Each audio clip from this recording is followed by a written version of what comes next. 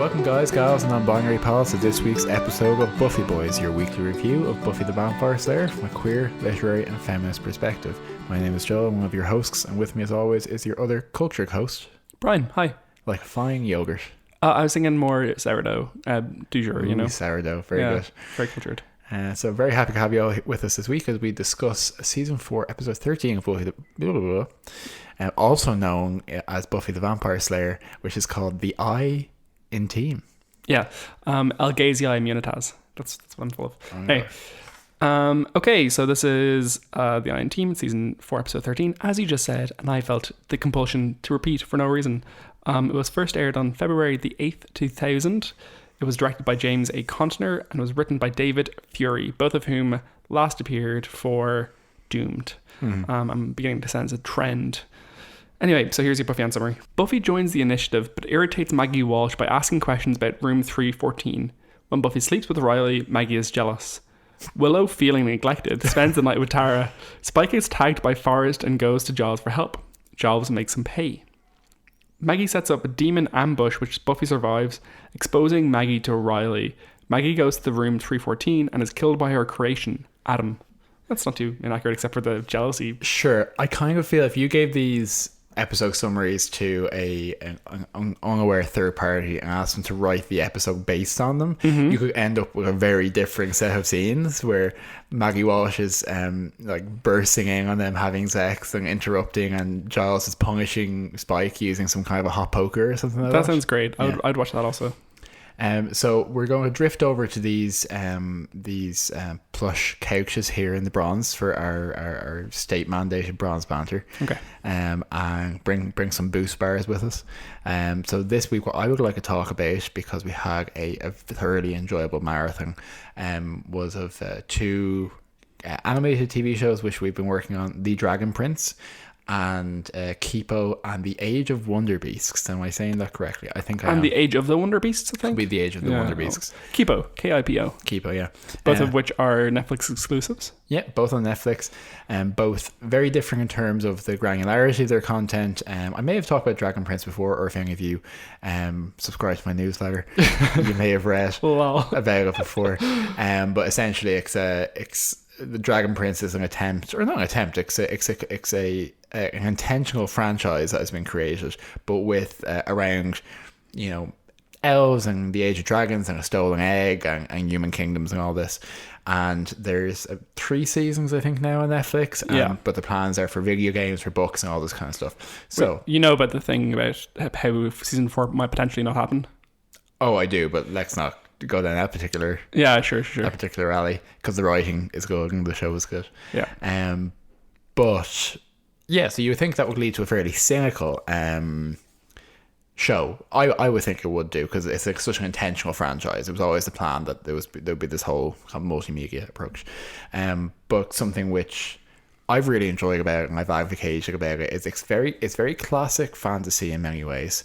But it kind of from first principles really embeds at every level that the human nations, the elvish nations, are all diverse in terms of their different racial characteristics. It's obviously, as we've talked before, one of the most common issues of fantasy is every dwarf from this particular mountain represents all Asian people, or something like that. And it's obviously very reductive in many ways. There's also the issue that racial traits tend to exist within these characters. So all dwarves are grumpy, and say all goblins are greedy. And when you have mapped goblins onto Jewish people, which traditionally it has been what fantasy authors have tended to do, don't compare human races to monsters. You fucking dope. But also you simplify an entire collection of people with multifarious experiences, with a variety of perspectives, into one gross stereotype. Yeah, I mean, Dragon Prince does a great job of doing the opposite of that, where every faction, every facet is multifarious, and there's not just one. Sometimes it can be very good to have, say, one really good queer character. That's not a bad thing. There are so many queer characters in Dragon Prince for no clearly like no clearly identifiable reason other than queer people exist, which is almost shocking to experience in some ways. And they're all different in the way that they're queer and their life experience. There's a range of different blended families. Like the main family, the main character is like the stepson of the king, and it's kind of really baked in there from early on. And there's no, I'm like, while there's like a little bit of a story about that, it's not the traditional like, oh, he's my stepfather, I'm not really his son. Stuff like this. It's no more a story than anything else. Yeah. And there's one of the main characters is a woman general who is deaf and who uses American Sign Language, but it's really, really clearly embedded in the show that it doesn't prevent her from doing literally anything. She's one of the most effective and I would say vocal characters in the show in her own fashion. Sure. And she also uses an enormous great shield as a aggressive weapon, which I find fascinating. So it's a real model, I think, for how you can do stories which are maybe a bit more traditional, but a reformed tradition. And so I've really enjoyed it. And, it was good fun. And similarly, we were also watching obviously Kipo in kind of tandem with that, and which is a kind of a newer show. It's a little more experimental. I think it's probably more takes along, where Dragon Prince really finds influences in, say, Avatar as well as Tolkien. Aaron Ahaz, who is the controversial person who is behind, well, semi-controversial, behind the show, also wrote Avatar and Korra. Whereas Kipo is probably more akin to an Adventure Time in terms of its setting, structure, experimental nature, and except it's a lot more accessible than an Adventure Time. I always found Adventure Time to impose a lot of distance in the way that it's like, episodes were so short and the detail so minute and the overarching plot so diffuse with so many like tandems into very fun, admittedly childishness.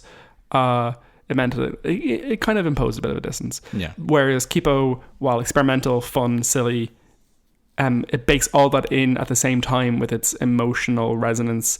Like one of the more emotional parts of the whole show was in the last episode. There's a part where the main character Kipo is like having a song sung to her on a giant guitar in her imagination, where she's trying to bring up the courage to fight, and while she's turning into a thing, and it was all very good fun. Yeah. I think one of the, like a lot of animated shows, it can sometimes take a little bit of time to really find its footing. So initially, like, this is fine, but when we watch at a bit of a pace, it's like, oh, this is kind of getting its own tone, etc. But one of the more significant moments, which is still quite significant in the field, in the genre, was that, again, the characters in these shows are kind of between 11 and 13, most of the main characters, and you have one of them. I've no problem saying this because I don't. It's not spoiler. I thought about this, right? Actually, I thought about this, and we'll talk about this probably in the context of Buffy. Imagine like being like, people being gay isn't a spoiler. No, of course not. And we're conditioned to a certain degree to see it as like the reveal.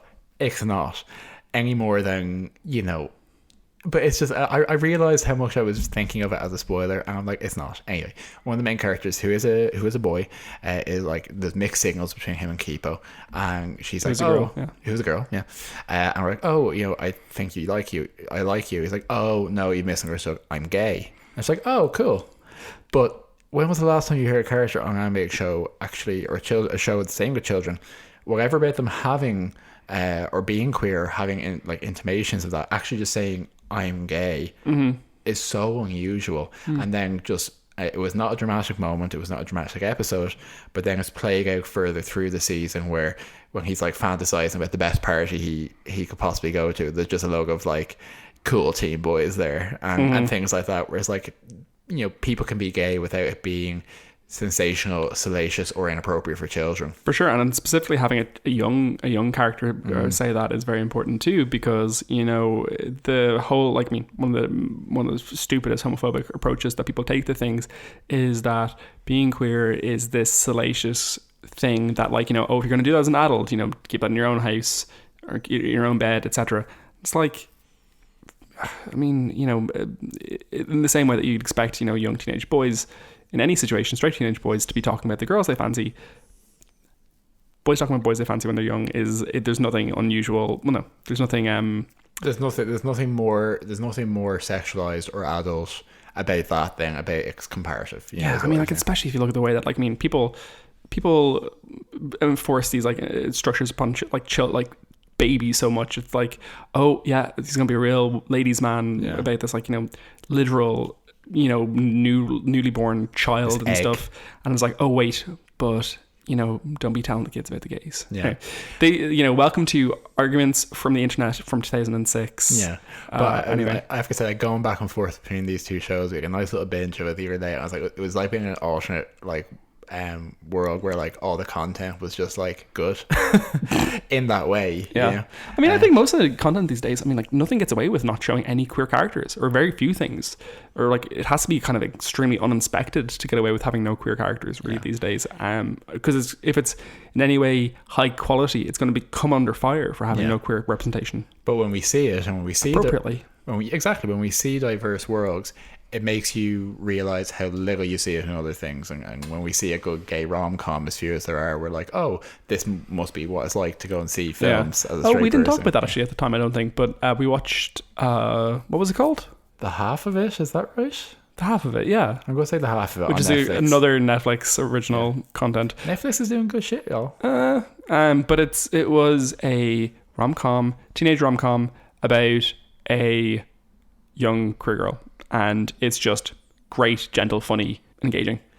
Really like it. I thoroughly recommend it. One of my hitching posts is always that queer content doesn't have to be either trash or Brokeback Mountain amazing. You should just have this plurality of stuff in the middle.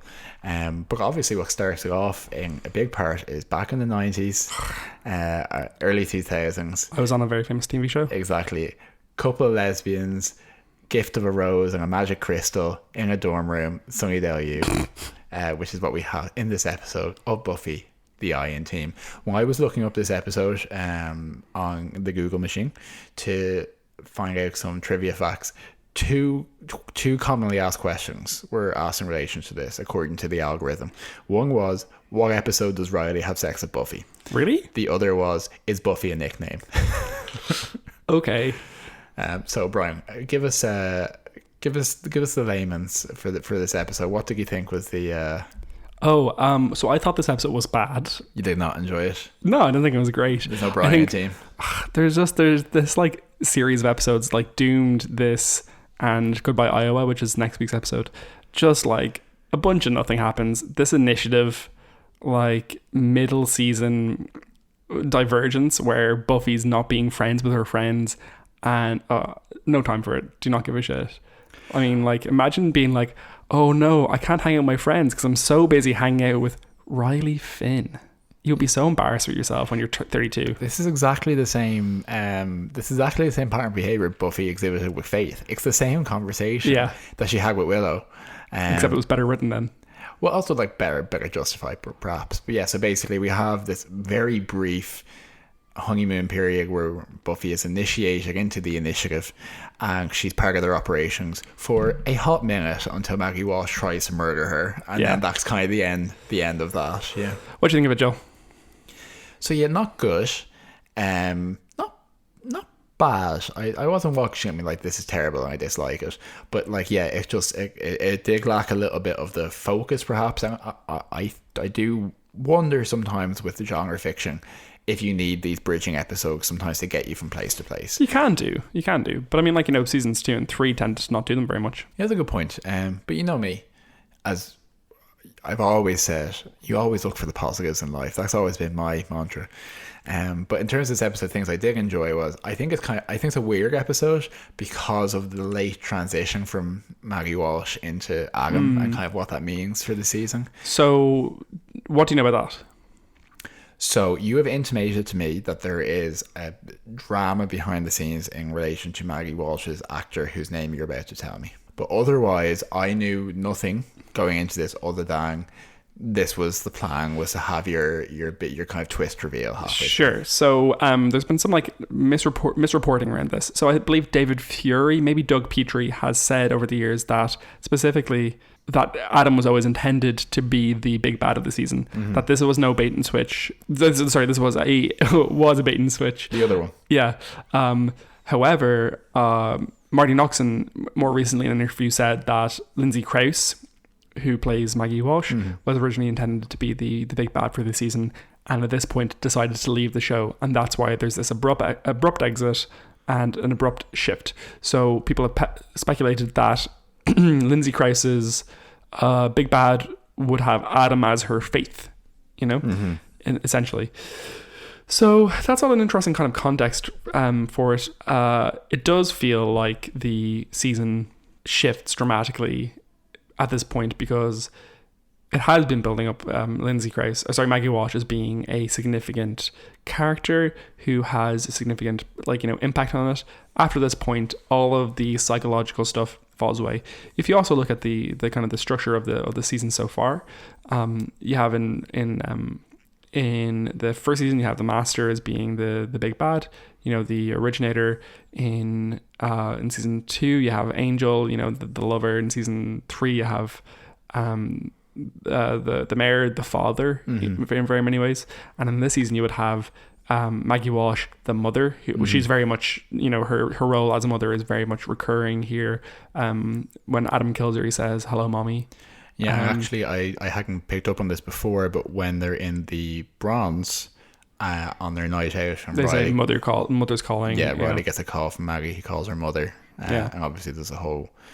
Yeah, it's an interesting one because there's obviously this, if we have to review and look back on her arc, this is it. Yep. Now.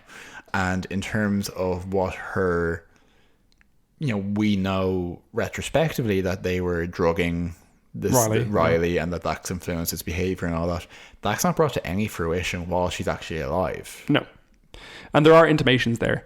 So a couple of different things about Maggie. So yeah, let's just let's do an overview of Maggie Walsh, the character. So in this episode, we find out that she is watching Riley and Buffy while they have sex and stuff.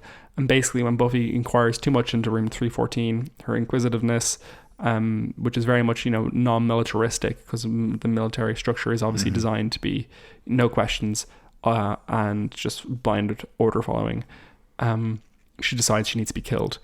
Which is, both the reason that, in some ways you can't have Maggie Walsh be the big bad after that, after trying to have Buffy killed in such a simple way. Yeah. Because she sends her after 2 demons. Buffy can take care of 2 demons pretty much any day of the week.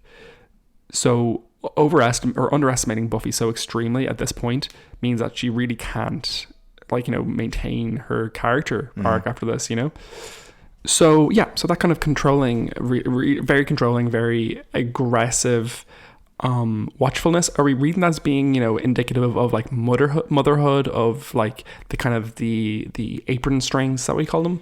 Yeah, absolutely. So I think you're right. I think this episode, if Maggie Walsh's arc were to have continued, you would lift this episode completely out of the running order.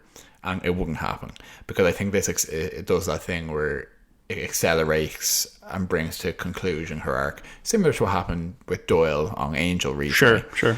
So I think that she does have an apron string. She does have a "What girl is good enough for my Sugo song," etc., which is a slower burn motivation. And in this episode, because it has to, as you say, escalate and come to wasteful fruition, she comes across a little hyperbolic. She goes from being incredibly stoic and incredibly ice cold, and then when this goes wrong, kind of screaming after Riley, "Asian Fang, I order you to stop Riley, please," etc. Sure. It's that's actually not out of character in a poorly written sense, but an acceleration, which I think is the theme you're talking about, but just put on 2+ speed essentially. Yeah, no, it doesn't feel like a natural conclusion to her character to have her lose her shit at this point, And also really unnecessarily, just before she's killed, calling Buffy a little bitch. I know. It was such an odd note. It was such a writer's note to be like, oh, just give her a fucking reason to die. And it's like, yeah. no fan is gonna be watching this being like, I miss Maggie Walsh after she's called Buffy a bitch. Yeah. Something I do find very memorable about this episode is the Polgara demon's arm skewers. That's just something which is stuck in my brain. I knew the name of that demon before it came on screen. Do you know anything about the naming of the demon?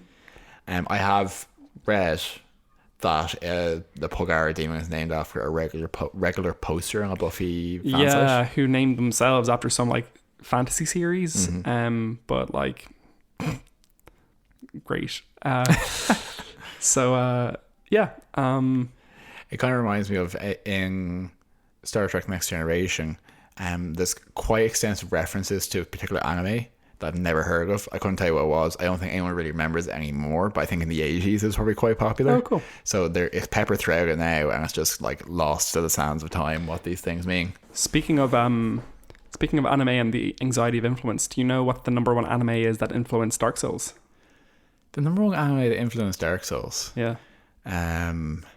Spirited Away? Jesus, Joel, no. I don't know. Berserk. Oh yes, actually I do. I have seen reference to this before. Yeah, he's he's a lone knight with a huge fucking sword, basically. Fair enough, yeah. Anyway, actually, big congratulations to Joe. Well done to Joe, I think is what you're trying to say. Yeah. For you just finished Dark Souls completely, right? All 3 Dark Souls games, yeah. Yeah, how you feeling? My brain is permanently rewired. I've acquired a trigger finger is literally what it's called. Yeah, I've acquired an esports injury. I have a kind of herniated pointer finger, because of the weird claw-like way I hold the PlayStation controller. But I won, so I'm okay with it. Yeah. Yeah, well done. How'd you find it? Oh, fantastic! But I'll talk about that on my Dark Souls podcast. Dark Souls Dags? I was going to say call it Dark Daddies, but you definitely don't want to call it that. No. Souls Sons. That's going a different direction. But it was very good. I enjoyed it. I would play more. Yeah, good. Okay. I don't even know what to say about this episode. I really don't care. I don't give a shit about this episode of Buffy. I've things to say. Go for it, I please. can bring enthusiasm. That's a new word for me. So how awkward was that fucking sex fight scene? It's like, oh my god, in the writers' room that day they're like, oh my god, what if we equated sex with fighting? Wouldn't that be novel and definitely not something we talked about extensively in season 3? With Faith, yeah. But then as Riley and Buffy are fighting these demons, it goes into slow motion and it's like intercut with these sexy backs and all this kind of stuff. And it has my number one least favorite trait in music, like scoring of any property ever, which is during like sensual or tense or dramatic moments featuring like very ululating, like ovulating, like back to the throat kind of Middle Eastern vocals. You really do hate that. I fucking hate it. Not because of the music per se. No, I think that music when Western people. I think that music can be often very good, but I think Western properties usually use it as like there's something mystical, emotional, spiritual happening, and it's like maybe you don't want to use like maybe just write your own fucking style of music for it. Maybe just use your country Western. Yeah, undertones or whatever. The music of the the music of the sad heart. What's Xander says this country music? It's the music of the music of pain. Exactly. Yeah. I agree. Country music is so upsetting. I think most of what I know about country music up until a point gets filtered through Lurleen Lumpkin on The Simpsons. Yeah, I always wonder if she's like specifically supposed to be Lorraine Lynn or maybe Emmylou Harris. Actually, no, she's definitely supposed to be Dolly Parton, isn't she? Oh, I don't think she's the same type as Dolly Parton, is she? Yeah. Dolly Parton is so like bombastic and vivacious, and Lurleen Lumpkin's kind of just really depressed, if I remember correctly. Joel, what is? Yeah, Jolene. Dolly Parton. Dolly Parton. So what's Dolly Parton's most famous song? Jolene, probably. Yeah, or 9 to 5. No, I Will Always Love You. Yeah. So like one of them is, hey, please don't take the man who I love because he loves you and I can't keep him, which is the most upsetting song of all time. Or I Will Always Love You, which is also like, please don't leave me. If you do, I understand, but please don't. And Joel, you know the most upsetting thing about those two songs are? Mm-hmm. She wrote them both in the same night. I was going to say that as well. Anyway, So Dolly Parton, yes, she sings the music of the sad. Music of the sads. I do love her so much. So I suppose in terms of if we move away from Maggie Walsh and her maybe truncated life on the show, another one of Buffy's teachers to die. True. We have some positives in this episode in terms of the development of Willow and Tara's relationship. Yeah, so there's a little bit of like, not doubting Thomas. What's his name? Peter? You have a little bit of a Peter moment here where I think it's Peter. Doubting Thomas. No, I don't know. Where Peter denying. Yeah, exactly. Because what happens is that Willow and Tara are hanging out, and Tara's like, "Oh, I want to give you this crystal. It belonged to my mother, and it gives you vaginal orgasms." And apparently, according to the Foley work in this episode, to be fair. Yeah, and she's like, "Oh, and we're hanging out now," and Willow's like, "I have to hang out with my friends, other friends later," and Tara's like, "Oh," and Willow's like, "You probably wouldn't get on with them, or it'd be awkward, or it would be bad maybe somehow." And there's a real sense of like shame in Willow, which is an interesting note to bring into the interaction here with Willow and Tara's relationship, burgeoning very clearly romantic relationship, because I think it's actually a very astute note to play into a newly queer person in college having that difficulty integrating with their, like, you know, old friends. I think that's probably a note that really rang true for a lot of people in the 90s and now. And the fact that in any other situation you could bring Tara along if it wasn't significant, and kind of you wouldn't have to explain why she was there, but knowing that there's a romantic element, by not explaining it, there is that really tense moment queer people experience where it's like, if you introduce someone as just, "Oh, here's my friend," even if they are currently your friend, it feels final. Yeah, for sure.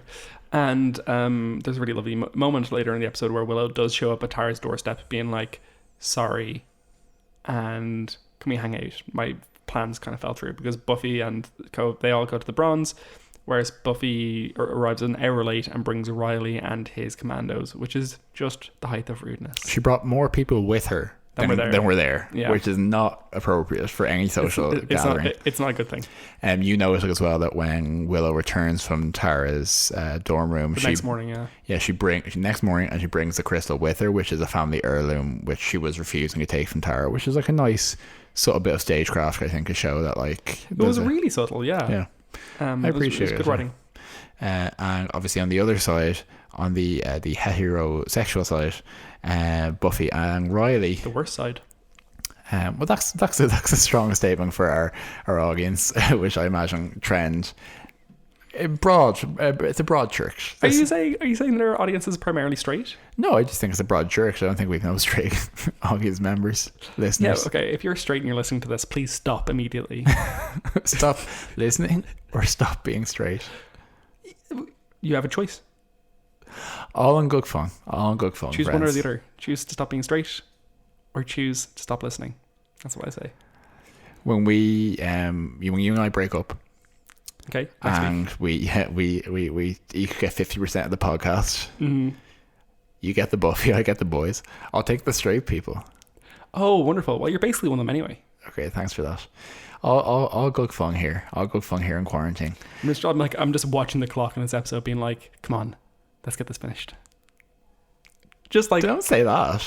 I don't care. So, Joel, the title of this episode, what does it refer to?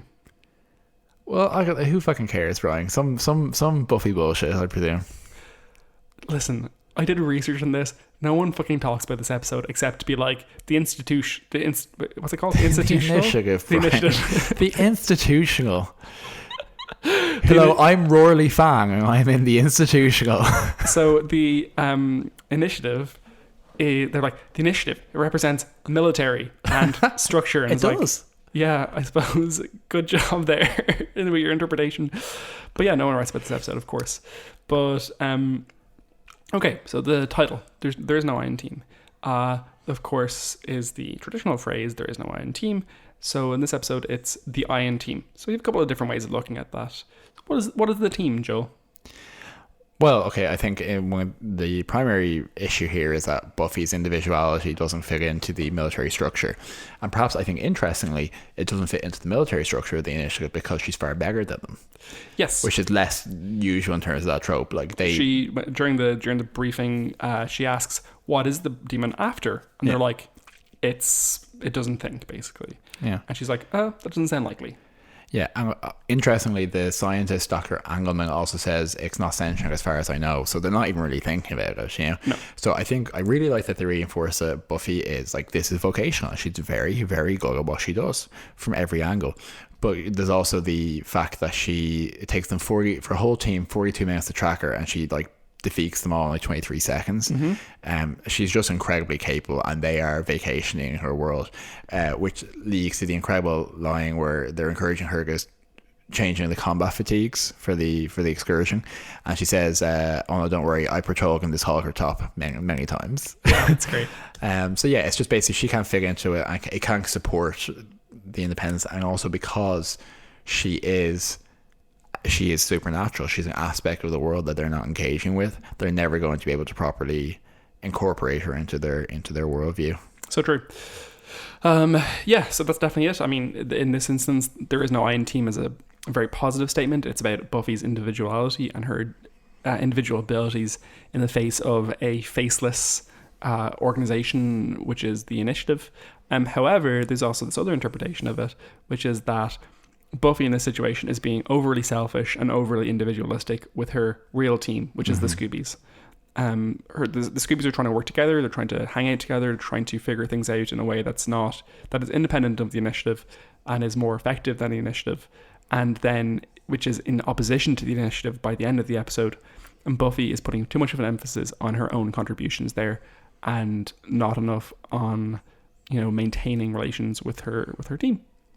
Yeah, absolutely. And needing perhaps initially valuing the support of the Initiative and having backup on patrol, but maybe realizing she needs a team which complements her skills rather than just a load of tanks. Do you know what I mean? A load of strength based support. And obviously the really worthwhile thing about season 4 is this building sense that they are a complementary part of a unit, each individual in their contribution, but each stronger than the sum of their parts. Yeah, absolutely. Yeah, so I mean, it's an interesting title. I always found it very odd because I didn't understand I didn't know the original phrase when I was younger, so I was like, the Iron Team, great, and I was like, there is no Iron Team, that's stupid. You didn't know that at all?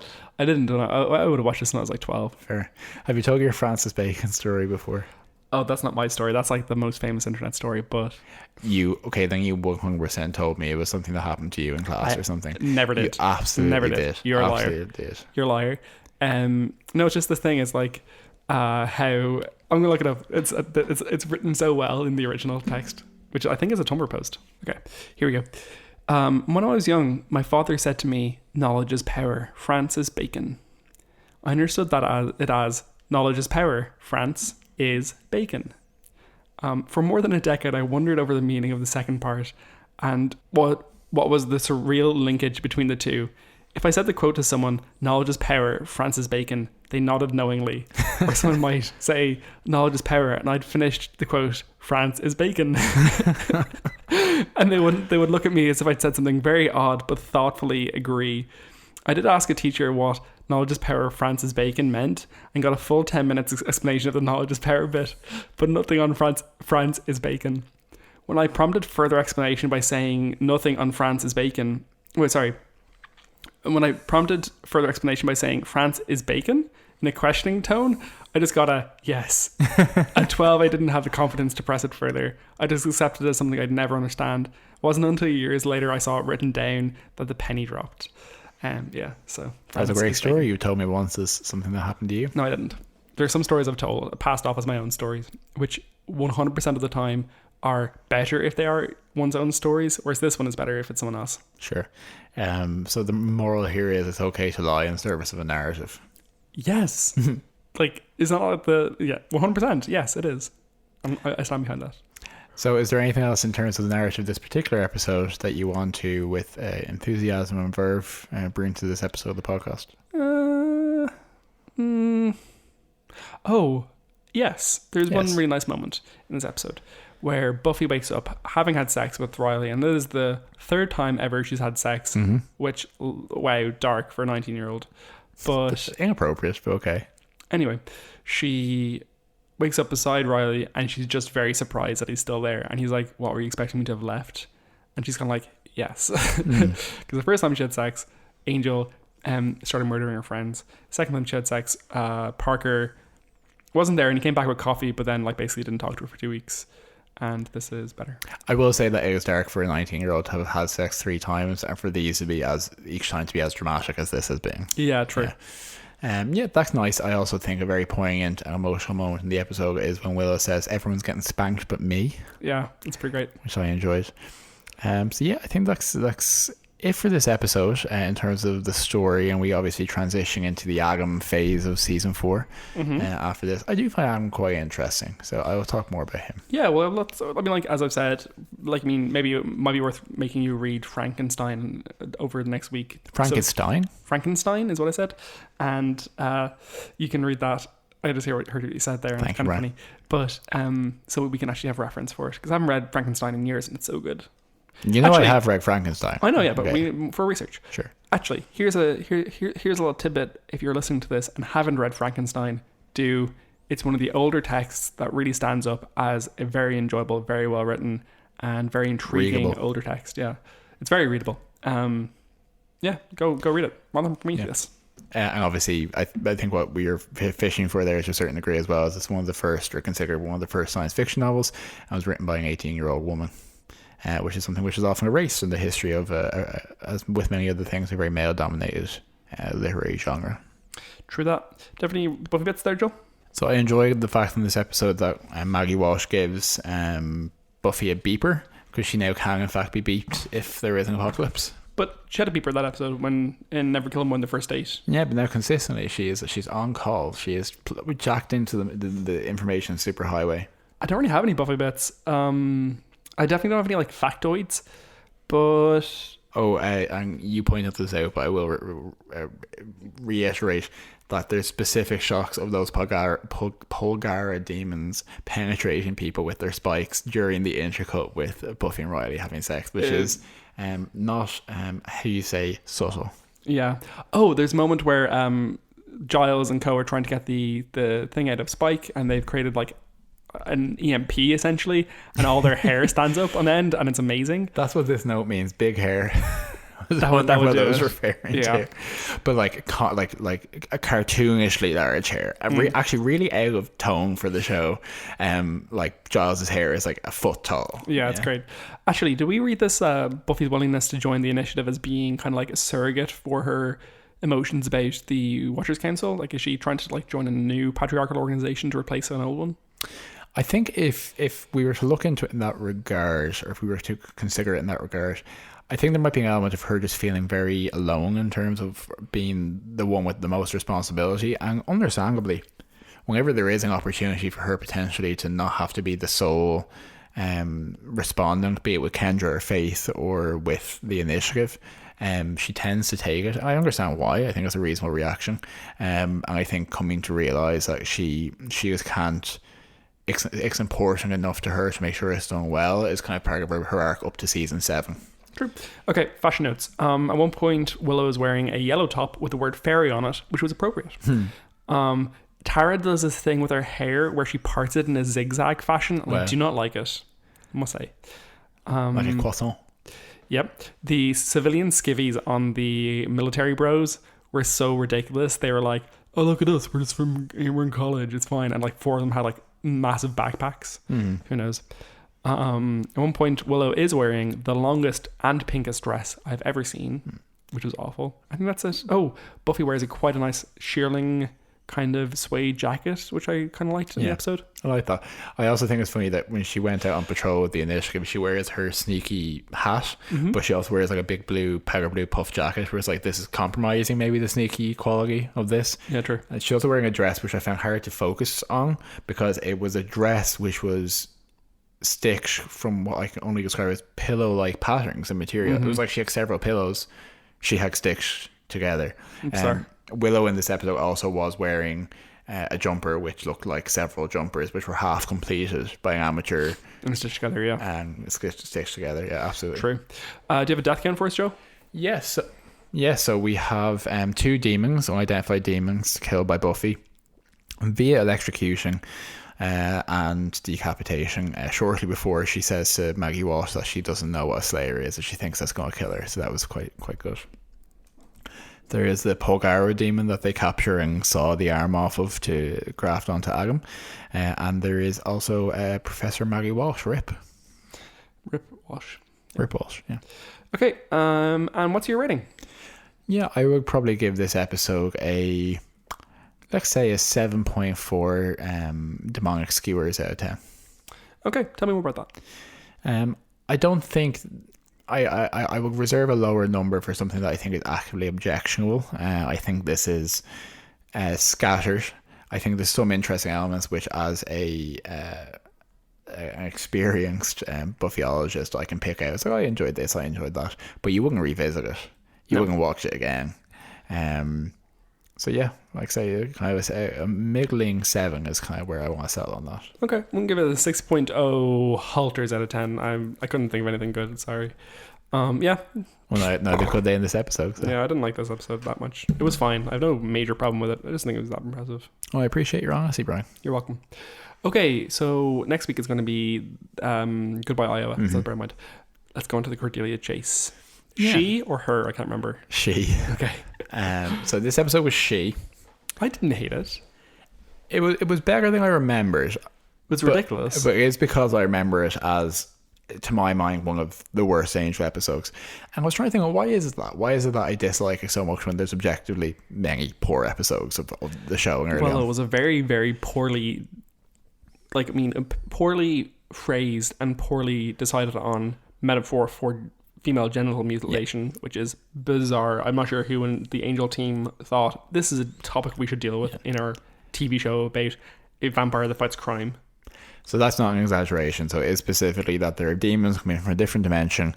They are specifically described by Angel as unusually attractive female demons. So they are more in the vein of a kind of conventionally supermodel-esque character from something like a Star Trek Voyager or a Dark Angel or Alias or that kind of thing.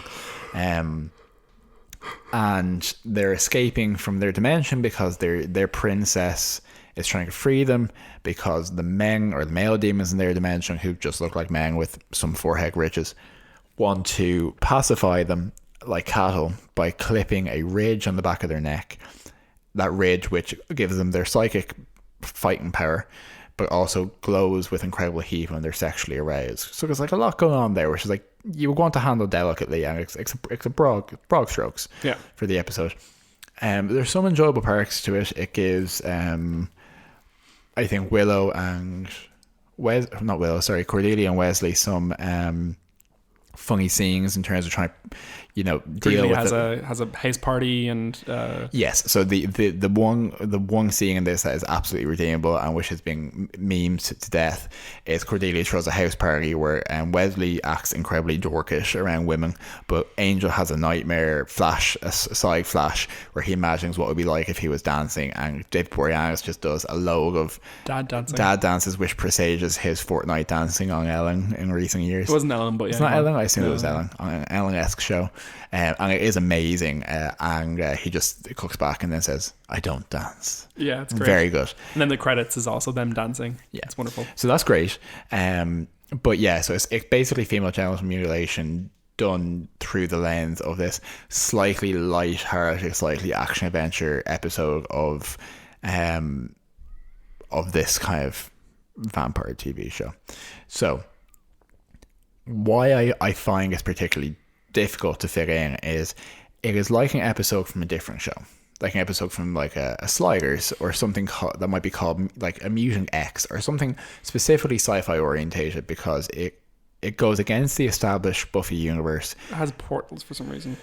Like portals exist, and there are portals in Angel and Buffy, and there are demons from other dimensions, but the way it's characterized is more like they're aliens, and they're aliens from a planet that has a well-developed civilization which is almost like humans except not, and they're here for slightly PG-13 reasons, whereas demons tend to be insatiate agents of darkness that are here for very 18 plus reasons in Buffy and Angel, and it just doesn't fit in very well with anything else. Also Sean Gunn of Gilmore Girls fame has his second appearance in this season as a different character, as the other one was in Hero, a new agey kind of crystal healer, and there's a lot of ice, and really weirdly there's two separate scenes where someone takes ice and like doesn't know how to use it. So Wesley grabs like a hand, like the one grabs like a handful of ice and just like kind of uses it to like cool herself down in her neck, but just kind of like focuses at her own neck and it just falls to the floor. So imagine, and Wesley similarly at the party takes some ice to try and cool his forehead down. But imagine if you saw someone try to interact with ice as if it was liquid water. So where you can pour some water on your dab it on your face and neck, or pour some water over yourself if you're hot. They take ice and just like yeet it at their face, you know, and act as if nothing has happened. So it's all just disconcerting. But look, I had fun. Weirdly, this was one of the episodes where they said, here's a character we potentially want to bring back for future episodes. Jahira, the demon princess with the sexy haircut and the Sharpie tattoos that were painted onto her. She did not return. I would give this probably like 5 failed feminist gestures. Yeah, I'm going to go with 6 failed feminist gestures. I have no major problem with it. But yeah. What's next episode of Angel? It's coming up next week. Is that what it's called? No, I don't remember what the name of it is. Yeah, fair enough. Okay. I like to take them as they come. I like to just really You'd just like to interface. I take the only research that's expected of you every week when I do an hour's worth of research at minimum, and just be like, I'll just wing it. It's fine. Yeah, well, I could do an hour's worth of research to say I hate it, but you know, that's more your style. Yeah, you're absolutely right. You would never do research or look into something before say you hated it. You're right. Okay, guys, so thanks so much for joining us this week on what is potentially your last episode of Buffy Boys. We're glad to have you with us. Thank you for keeping us company out here on the digital airwaves. And do you want to get my space cast? Yeah, exactly. Join us here on my space cast. If you hate the episode, go fuck yourself. If you like this episode, please tell us. Please tell your friends. Tell the Frankenstein monsters in your life. And we will see you next time on Buffy Boys. Oh, I want to die. See ya. Bye.